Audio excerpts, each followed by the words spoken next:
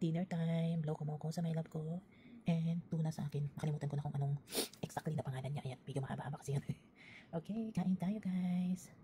Pinadeliver na lang namin at tinatamad na kaming lumabas. Ayan. Kain tayo.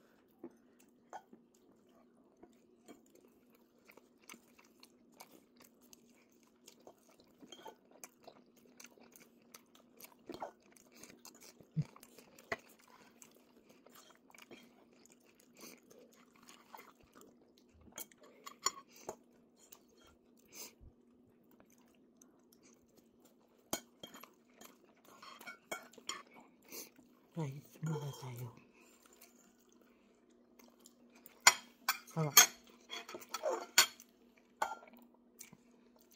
Thank you for watching. Please subscribe on my YouTube channel.